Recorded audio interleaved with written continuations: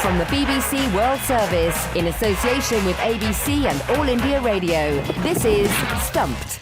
Hello and welcome to Stumped, your intercontinental hit of news, features and debate from the quirky world of cricket. I'm Eleanor Oldroyd, sitting in this week for Alison Mitchell, and I'm in a sunny London town where there is blue sky overhead, the daffodils are out, there's a bit of warmth in the air, spring is on the way, and that fills my heart with joy because I just looked at my diary and I've worked out that we're recording this on a Thursday, and 3 weeks today the domestic cricket season gets underway. The county championship season will begin when no doubt there'll be snow and it'll be freezing cold and people will be sitting wrapped up warm across the country. But the cricket will be back in an English summer, which is one of my best times of the year, my favourite times of the year.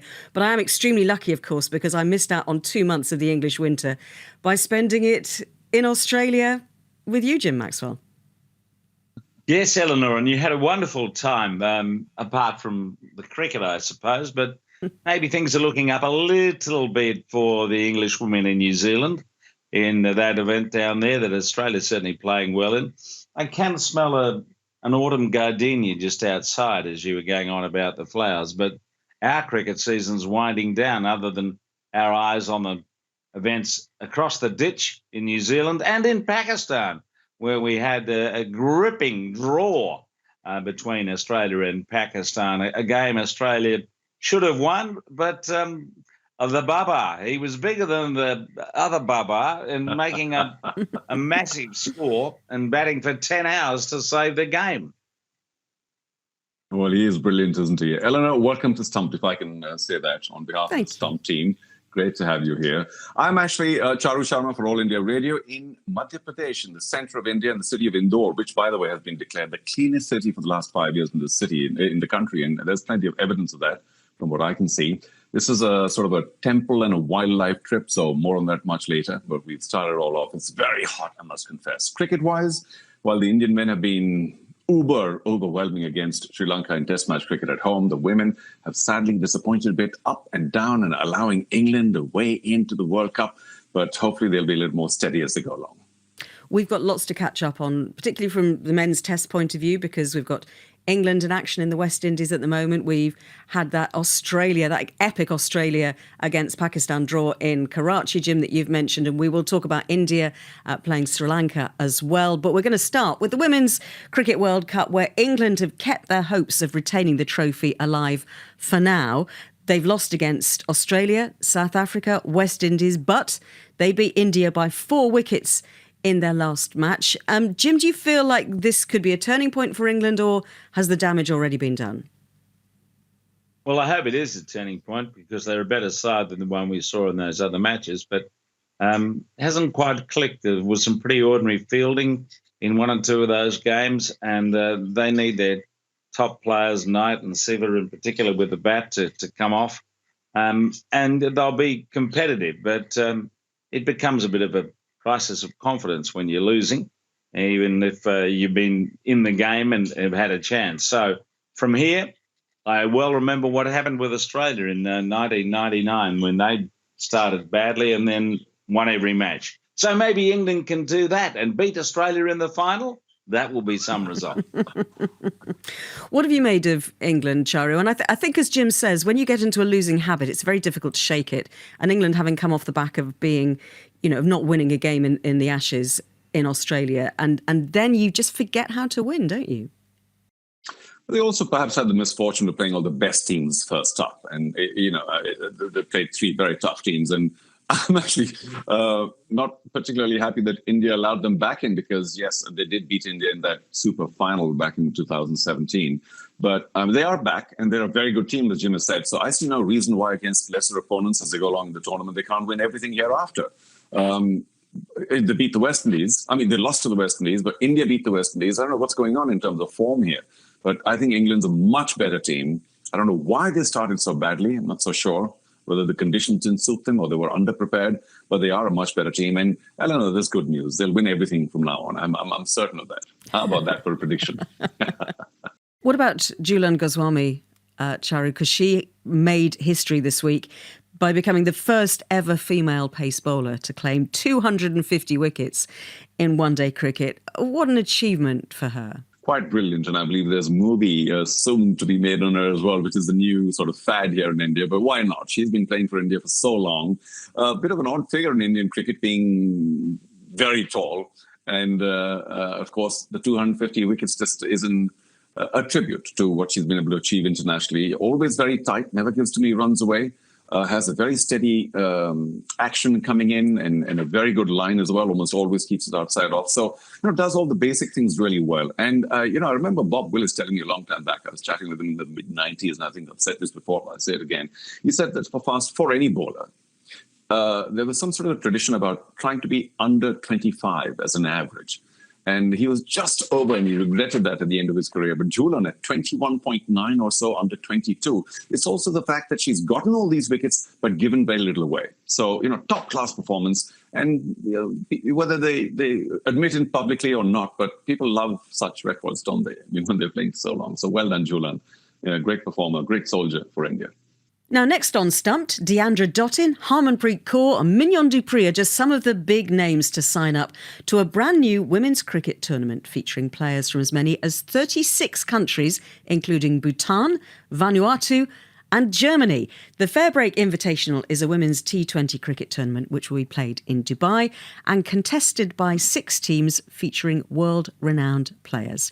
To tell us more, we're joined on Stumped by the founder of Fairbreak and the man behind the tournament, Sean Martin. Hello, Sean. Hello, Eleanor. So what made you organise this tournament? Tell us the thinking behind this particular tournament. It sounds absolutely fascinating. Well, it goes back a long way to prior to the 2013 Women's World Cup. I did a lot of work with Lisa Sthalekar for many years, wrote a book with her, which we launched in Mumbai, 2012.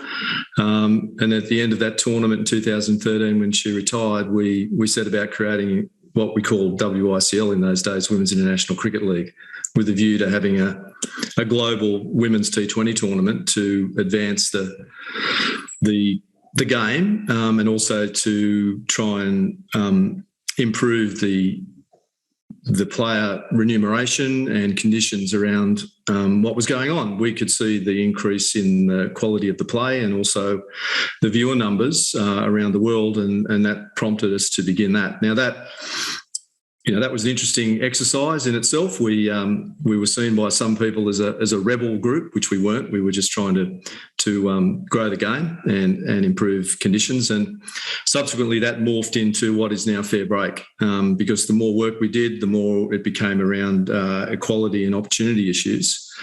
And then I've worked for 7 years to get approval from the ICC to run this tournament.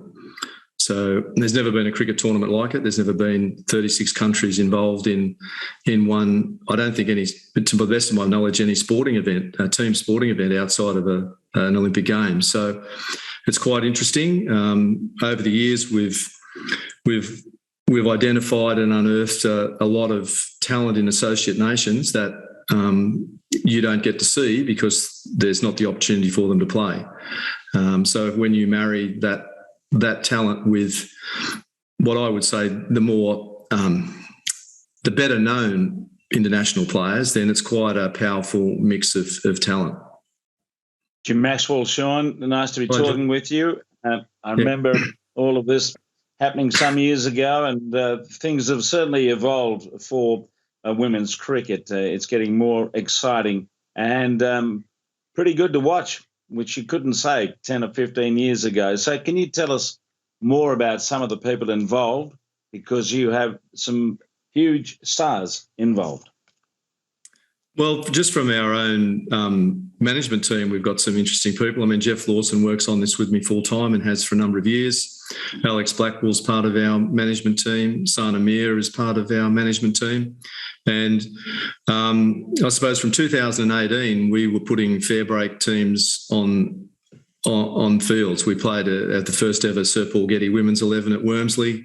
We've done that every year up until COVID. Susie Bates has captained that team. Alex Blackwell has.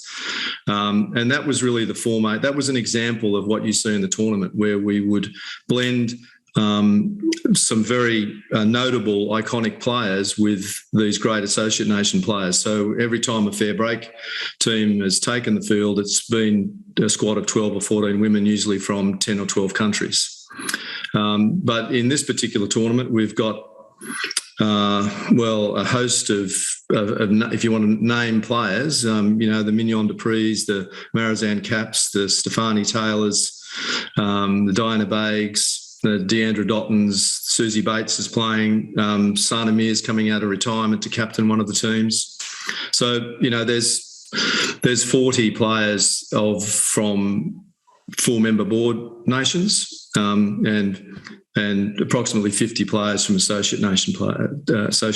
But I think you'll find in the tournament that some of the associate nation players that we've identified will probably be as bigger names by the end of the tournament as some of the ones that are notable in women's world cricket now. Yes, you talked a bit about the hidden diamonds in the other nations. Can you give us a bit more of a feel for that, about the opportunity and perhaps some of the names from these other places that we wouldn't have heard of before? The other good aspect of this is it's the first time those associate nation players are fully contracted and paid. So that's a significant piece for a lot of them. It's actually life-changing for many of them in the countries that they live in. If I talk about players like Selena Solomon, who have been with us since 2016, the captain of Vanuatu, Selena's played against, you would say, the Charlotte Edwardses, the Susie Bateses. She played in Australia here against a full WBBL side and was the player of the match in those games. She's an outstanding player.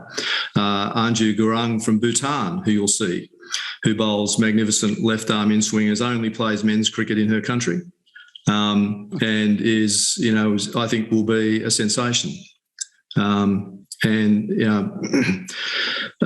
Isha Oza from the UAE, outstanding player. Jatika Gadali from North Carolina, who's played for us. She played at Bradman Oval for us prior to COVID. 17 years of age and outstanding player.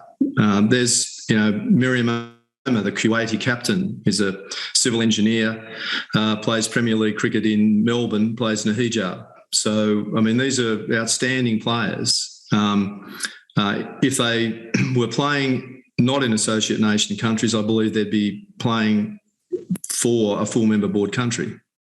Stera Callis from the Netherlands has been with us for 3 or 4 years now, and she's a fully contracted player for the Northern Diamonds. The last time Stera played for us at Bradman Oval, that was against Stera Campbell and Hannah Darlington and, virtually a full WBBL side. She'd still be batting now if we hadn't retired her.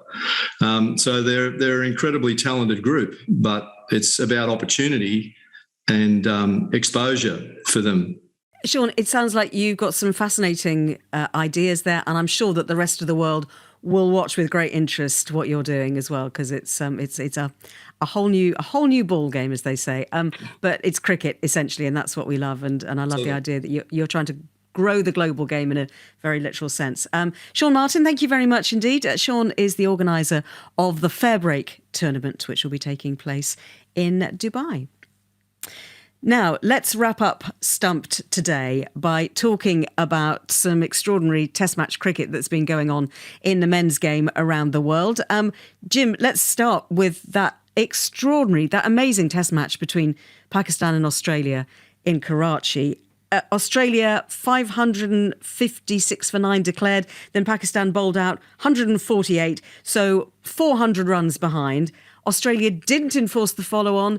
They declared, but still set Pakistan a huge target to win it or to save the game, and they saved the game. And Babar Azam was the star of that with 196 in his second innings. But what a test match. But will Australia rue those missed opportunities, or will they just take their hats off to the way that Pakistan played in that second innings?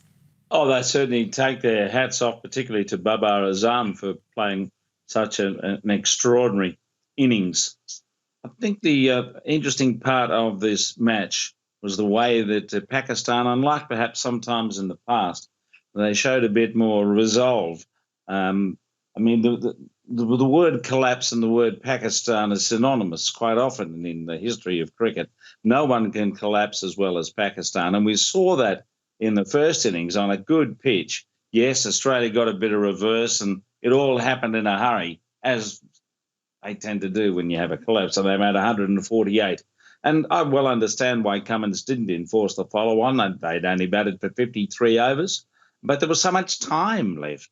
I mean, in the end, after the declaration, still 172 overs to get them out. Well, with that attack, if you can't get a team out, something's gone amiss. And Australia could argue that, yes, they missed some chances. Crucially, Smith dropping Shafiq Abdullah when he was 20, and he went on to 96. So that and just the attitude, resolve, the skill of Babar Azam in occupying the crease for so long thwarted Australia. And they put a few more chances down on the last day. But it was engrossing viewing, I have to say. As so often in Test cricket, when we see this situation where one team's trying to survive, the other team's pressing for victory, only one team can win it, you'd assume, you get this drama. And we had it right at the end, another drop catch from Khawaja. So, look, well done, Pakistan, for getting out of it. And I have a feeling that they're probably going to get out if that's the way you want to look at it. I mean, Australia declared twice, so I think they were the dominant team without getting the chocolate, so to speak. And Lahore could be even tougher than these two tests to get a result because that's another slow, dead as Julius Caesar pitch. So we may well get 3 draws, which takes us back to India playing Pakistan in the 1950s, when there were lots of draws on very flat pitches, and the pitches are pretty flat. Well, that's all we've got time for on this week's Stumped on All India Radio. Don't forget you can follow us on Twitter. We are at BBCWS Sport and use the hashtag BBC Stumped. And check us out on YouTube too. Go to BBC World Service YouTube. My thanks to Charu Sharma, Jim Maxwell, and to all of you for listening. Speak to you soon. Bye-bye. From the BBC World Service, in association with ABC and All India Radio, this is Stumped.